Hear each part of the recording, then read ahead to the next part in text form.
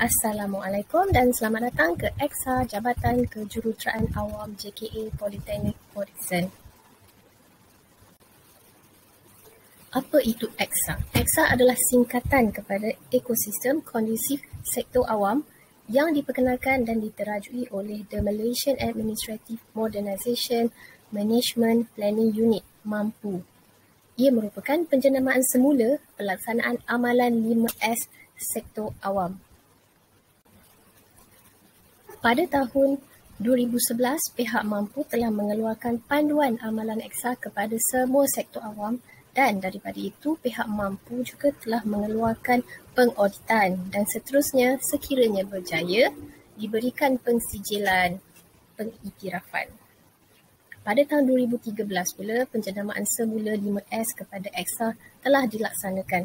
Lanjutan daripada itu ke semua sektor awam yang tertentu telah melaksanakan EXA bermula 2014.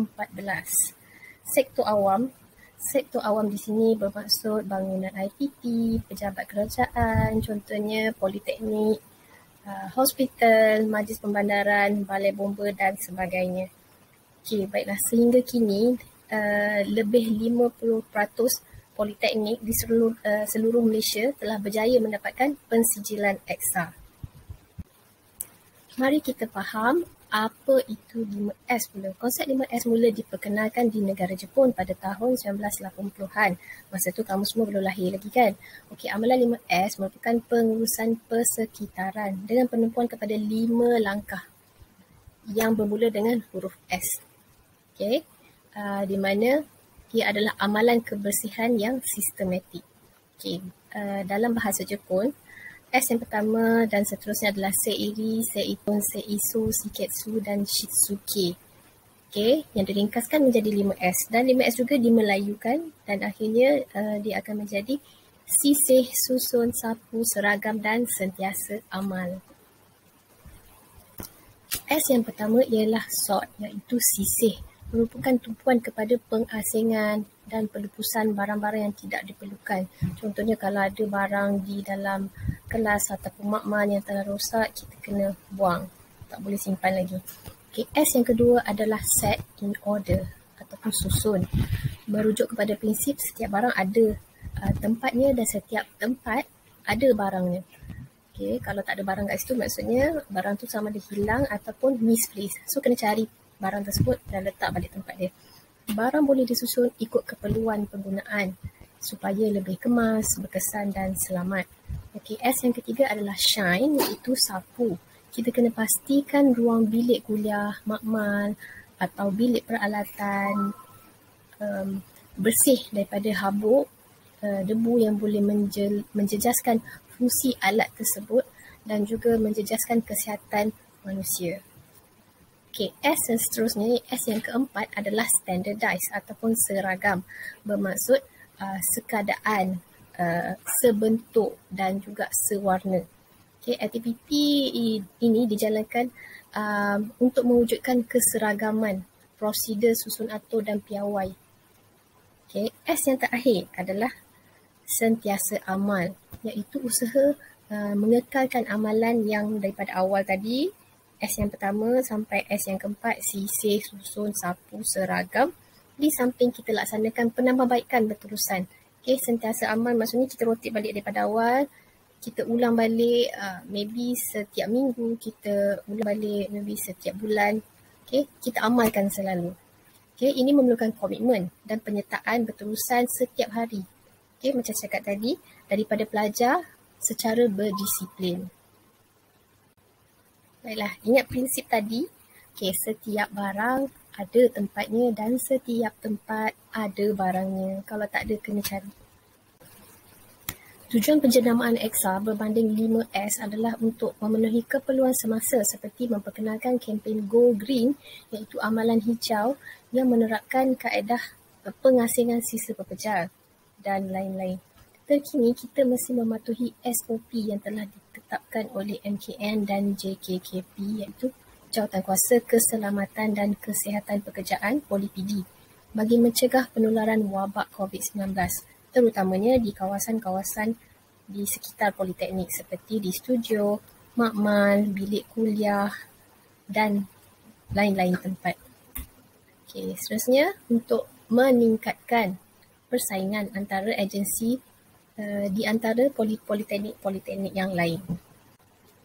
Tujuan penjenamaan EXA berbanding 5S yang dahulu adalah untuk mempunyai identiti tersendiri, iaitu dengan keseragaman susunan dan warna setiap ruang jabatan yang kondusif melahirkan identiti yang tersendiri. Contohnya, kalau jabatan lain dia ada color lain, dia ada color dia tersendiri. Jabatan awam, color dia yang lain.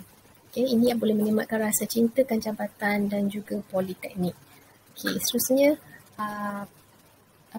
EXA juga kita nak kekal relevan yang boleh digunakan sebelum ini, semasa dan akan datang dalam suasana persekitaran yang kondusif. Okay, jika dulu amalan 5S sangat ceria, okay, dari segi tagging, tampalan dan susunan yang warna-warni macam sekolah tadika, dan kini kita ke arah membentuk imej korporat yang baharu. Okay, sejajar kita adalah politeknik, iaitu institusi pengajian tinggi negara. Apakah faedah-faedah yang boleh kita dapati dalam mengamalkan aktiviti EXA di Politeknik Odison? Okay, yang pertama, kita boleh wujudkan persekitaran tempat kerja yang berkualiti, tempat yang bersih, kemas dan tersusun rapi. Seterusnya, dapat meningkatkan kecekapan dan kekesanan pengurusan organisasi.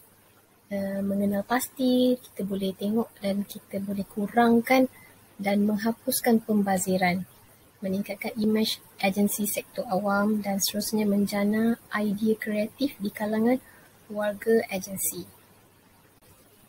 Di antara faedah lain menjalankan EXA adalah meningkatkan semangat esprit de corps, iaitu kekitaan sesama pelajar dan pensyarah dan juga tempat institusi, meningkatkan disiplin warga jabatan, meningkatkan mutu penyampaian perkhidmatan dan mewujudkan piawaian kerja yang jelas. Setelah memahami apa itu EXA, yang mana satu pilihan anda? Adakah di tempat seperti ini, meja laci yang bersepah, wire kabel yang berselirat dan bilik kuliah yang penuh dengan kotak-kotak dan sampah? Atau seperti ini, bilik kuliah yang kemas dan bersih dan wire dan kabel ada dilabelkan? Ini adalah keadaan sebelum dan selepas aktiviti EXA dijalankan. Ia juga memudahkan kerja maintenance yang dijalankan.